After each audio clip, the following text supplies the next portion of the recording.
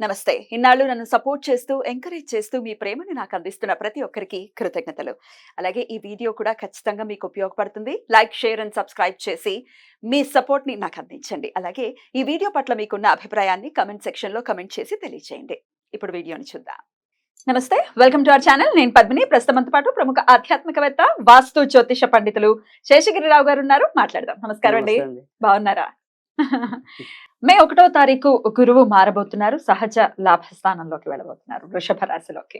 అవును. సో మరి గురువు ఇచ్చేటటువంటి ఈ సంవత్సర కాలం పాటు కూడా ఎట్లాంటి ఫలితాలను ఇవ్వబోతున్నారు ద్వాదశ రాశుల వాళ్ళకి? అలాగే నర్మదా పుష్కరాలు కూడా మొదలు కాబోతున్నాయి. ఆయన మారినప్పుడు ఖచ్చితంగా పుష్కరం పుష్కరాలు అనేది వస్తాయి. వస్తుంది. అవును. ఇది అందరికీ తెలిసినటువంటి విషయమే. అవును.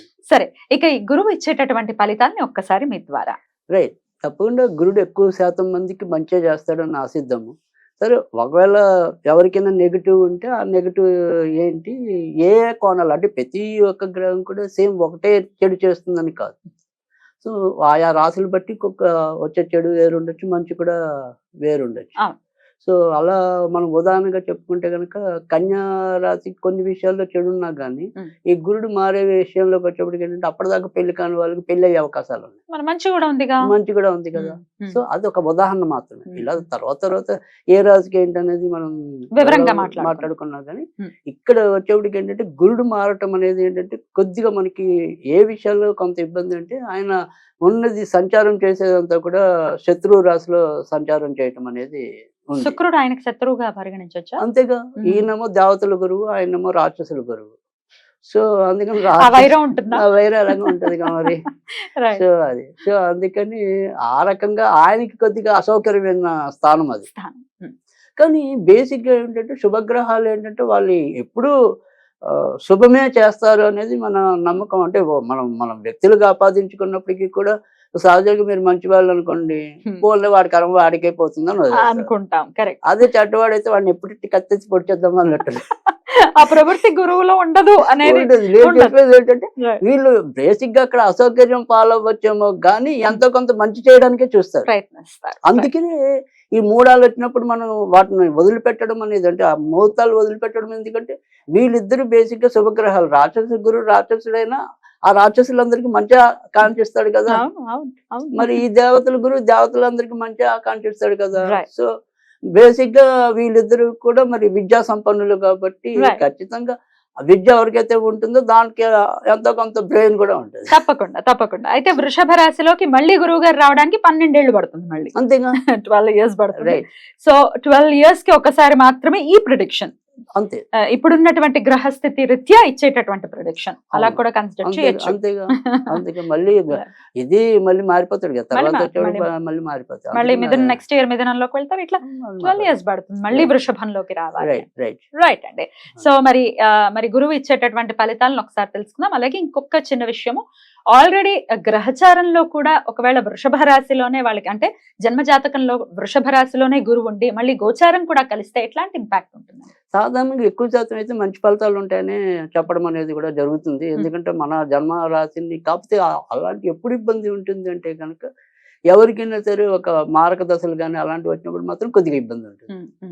సో అలా మినాయిస్తే కనుక ఎక్కువ శాతం ఎప్పుడు కూడా మన జన్మగ్రహాన్ని గోచార గ్రహం వచ్చి టచ్ చేసినప్పుడు ఖచ్చితంగా ఎక్కువ శాతం అయితే మంచి ఫలితాలే ఉంటాయి. సో వృషభ రాశి వారికి ప్రత్యేకించి వృషభ రాశికి కాకుండా వాళ్ళకి జాతకాలు తెలిసి వాళ్ళకి వృషభంలో గురుడు ఉన్నవాళ్ళు.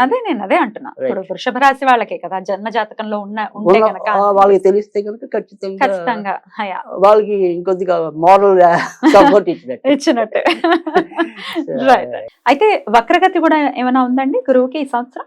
తప్పకుండా. అంటే ఇప్పుడు మనం ఒకటి గురుడు ఇక్కడ మంచి ప్లేస్ లో ఉన్నప్పుడు సంబంధం కుదరచ్చు. సో కానీ ఆ సంబంధం ఎప్పుడు పెళ్ళికి వెళ్తుంది అనేది స్తంభించింది కాబట్టి ఇంకా 2-3 నెలలు టేక్ తీస్తాయి. అంతే.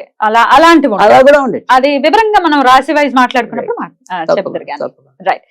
మరి ఇప్పుడు ఇక చూద్దాము ద్వాదశ రాశులకి కూడా ఈ గురువు మార్పు వల్ల వచ్చేటటువంటి ఫలితాలు ఏంటో. రైట్. తులారాశి వారికి ఈ సంవత్సరం కూడా గురువు ఎలాంటి రిజల్ట్స్ ఇవ్వబోతున్నారు? ఇక మనకి ఇప్పుడు మనం తులారాశి గురించి చెప్పుకుందాం. తులారాశి వారికి అయితే కనుక ఈ ఏడాది అంతా కూడా కొంతవరకు మిశ్రమ ఫలితాలు ఉంటాయని చెప్పాలి. ఎందుకంటే ముఖ్యంగా అష్టమంలో గురుడు రావటం అనేది, తర్వాత వచ్చేప్పటికి జూలైలో భాగ్యస్థానంలోకి కుజుడు రావటం వల్ల, దీనివల్ల ఏంటంటే తరచూ ఏదో రకమైన కొంతవరకు అనారోగ్య సమస్యలు రావటం అనేది ఉంటుంది. తర్వాత ఏదైనా సరే డబ్బుకు సంబంధించిన ఆర్థిక వ్యవహారాల్లో గానీ, లేదా షేర్ మార్కెట్లు, స్పెక్యులేషన్స్ ఇలాంటి వాటిల్లో వీళ్ళు ఏదైనా సరే డబ్బులు పెట్టి నష్టపోవటం, తద్వారా ఏదైనా సరే వీళ్ళు పడరాని పాటలు పడటం అనేది కూడా ఉంటుంది.